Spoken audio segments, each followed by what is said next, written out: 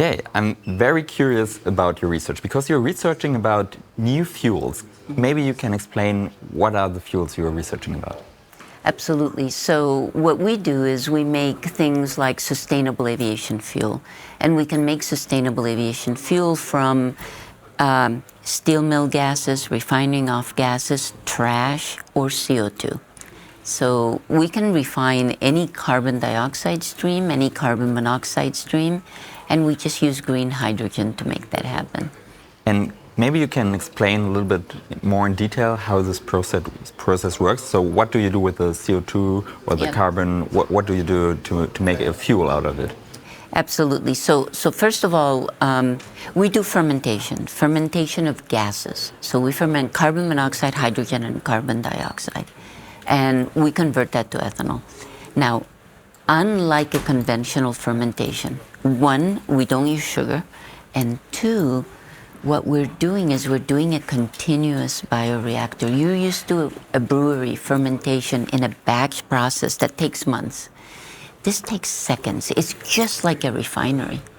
And so what that means is that we're able to have very high productivity.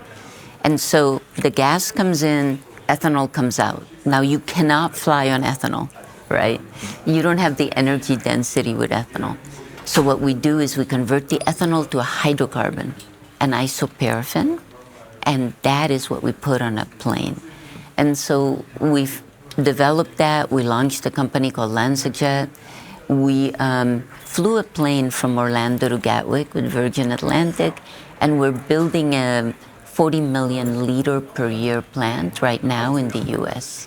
Okay, so e-fuels actually was a big topic in Germany last year because, or in Europe at all, but especially in Germany because we were discussing if we really want to use it for our vehicles. And maybe you can, what's your point on using e-fuels on vehicles, not on planes, but on vehicles? It's interesting, right? The way I think about it is you should use carbon only where you need it. Okay, you don't need it for power. You don't need it for light-duty vehicles. You need it for heavy vehicles that require the energy density of a hydrocarbon, and you need carbon for chemicals. And that's actually quite important. So if you ask me, do we want to waste, I shouldn't use the word waste, do we want to use a lot of energy to convert CO2 to a fuel to use in an application where you could just use the electrons directly? I wouldn't do that, because every step you do using the electrons to make hydrogen to convert CO2, which is what an e-fuel is, at every step you lose electrons, right? Why not just put the electrons in the car? But for a plane, it's a different matter. So e-fuels for no regret, things like planes, like steel production, ships and so on, and you would say for cars it's not useful. Direct, use the highest efficiency approach. And that's very interesting because one of the things you said is the efficiency is a big topic if we are talking about e-fuels. And you have another process with your fermentation. What does a fermentation, at least it's a process I haven't heard of yet, what's the difference in efficiency with your new process with fermentation about producing e-fuels? Oh, I see. So thermocatalytic methods to produce e-fuels versus fermentation. So actually the energy efficiency of these fermentation processes is quite high. It's actually 85 to 90%. We get 85 to 90, even more % conversion in a single pass.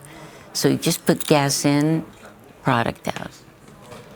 And where do you get the gas from? Because if I heard it right, there are two main problems in this process. You have the hydrogen, which needs much energy, and to get the CO2 out of the air. So what's your process there? Okay, so we actually right now get the carbon from a flue stack.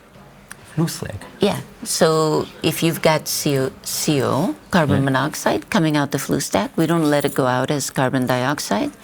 We pump it into our reactor. So it's concentrated, 40 to 60%. In India, we have a project with Indian Oil. It's 8% carbon monoxide, carbon dioxide, and hydrogen. And we convert, because we have hydrogen, we convert the carbon dioxide. Again, it's in a stack, it's in a flue stack, it's in a chimney. So you're pumping a gas that's concentrated into your reactor rather than trying to take 400 ppm of air out of the air, oxygen out of the air in the air. But someday those technologies will be very important. It's just that today they're being developed. So the easiest, lowest hanging fruit, start with a smokestack that already exists, and then transition to things that are harder, like direct air capture. And one more question about the e-fuels, because now we talked about efficiency, we talked about how to produce it. One of the things I learned about e-fuels is that even if we want to use them, we have way too less of them. And I heard many people saying that it won't be possible in the really near future to have enough e-fuels, for example, for our aviation. So what would you say is a time frame we could think of to implement e-fuels into aviation and so on? I think people are already building plants. We're already building plants we're designing plants that will end up producing e-fuels. So I would say 3 to 5 years from now. Okay. Yeah. For what percentage of e-fuels in aviation? It'll be quite small. It'll be quite small. But that's okay, right? If you don't build the first ones, you're never going to build the other ones. So, putting 40 million liters today of e-fuel, in 5 years, putting 40 million liters, that's a good step. And then you put 100 million, and then you've got 1 billion. You have to create that transition. Okay. Another question, that's another topic, because you're researching, but your background, you're really a researcher, not just a business person, if I understood it right. Is this right? Yeah, I'm a chemist. I'm a chemist. Chemist. So my question is, how did you get into the process of researching about these e-fuels, and maybe also what do you think an innovative young person has to have to be able to research about these future topics? Well, first of all, my background is chemistry. This is a biology company. So we have all types of different scientists, and we all have to work together with our engineers to be successful. So what I would say is the first thing you need as a young researcher is to work with others. I think diverse ideas or getting a new idea to scale requires different disciplines, right? You need disruption. Disruption requires different heads coming to the table. So that's the first advice I would give a young person.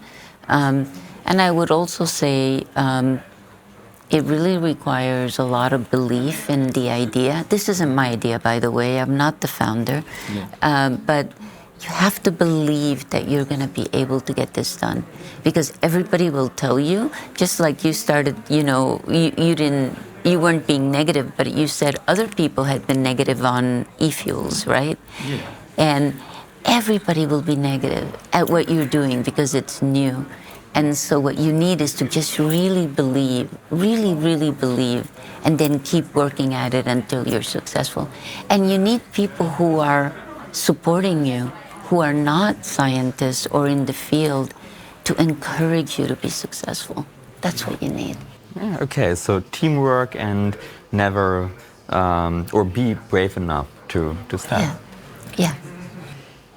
Maybe you can tell me the story, but you already started, like, it's not your idea, but how did you get into it? How did you decide? Well, so I actually worked at a different company, and I had used used cooking oil to make the first aviation fuels. And I was actually the first person that showed you could fly on a drop-in replacement fuel with a hydrocarbon, a true hydrocarbon. But those used cooking oil, animals' fats, greases, the world uses 100 billion gallons a year of aviation fuel today. You can't get there from here. They're going to contribute, they're going to be important, but they can't scale to that level. And so I heard about this idea, and what I'd done all my life is scale process technologies. And they said, look, we've got this great idea. We need somebody to help us get it to scale. So that's what I did. I came over and I said, look, if this idea scales, there's so much waste carbon. This can scale to the level of a petrochemical complex. So I said, what the heck? Let's do this. Be brave. Be brave, there you go. Perfect. So that's the first part of the interview, and now you brought something. Oh. Yes. What is about this clothing? Yes, so, you know, we talk a lot about decarbonizing power. But you said we're always going to need carbon, right? We're going to need carbon because 30% of today's fossil carbon goes into making the things you use every day. The apparel, and the shoes, the sofa, everything. It's polyester and Exactly. PET, plastic, all of this comes from fossil carbon. 30% of the world's fossil carbon goes into making stuff. And so what we've done is we've said, well, if we can make ethanol, we can use ethanol for aviation fuel, but we can also make ethanol to make ethylene, the largest commodity known. And that is how PET, EVA, all of these things are made from ethylene. And so we started working with partners to make polyester from recycled carbon emissions at a steel mill. This is a Kraghopper's jacket, and this fleece was made from recycled carbon emissions at a steel mill. So instead of going out the flue as particulates and as greenhouse gases, it's now being put into clothing. And it'll be put into other things as well. So that's what we're trying to do, create a new carbon economy, put carbon in the cycle rather than always take it out of the ground, make a product, and then dump it. If you compare it to recycling is a big topic because it's kind of way of recycling, but very late in the process because the oil already has been burned. So yeah, is it way of recycling? Would you say it this way? I would say it is exactly a way of recycling. It's a chemical recycling at the fundamental carbon level versus a mechanical recycling. And we need all kinds. I don't want to displace mechanical recycling. That's quite important. But there are applications where chemical recycling will be important. And at the end of the day, we just need a circular carbon economy, and chemical recycling is an important way to make that happen. Okay. Perfect. Thank you very much. It's a brief interview, but it was perfect. And two big topics. So, yeah, thank you very much. Thank you.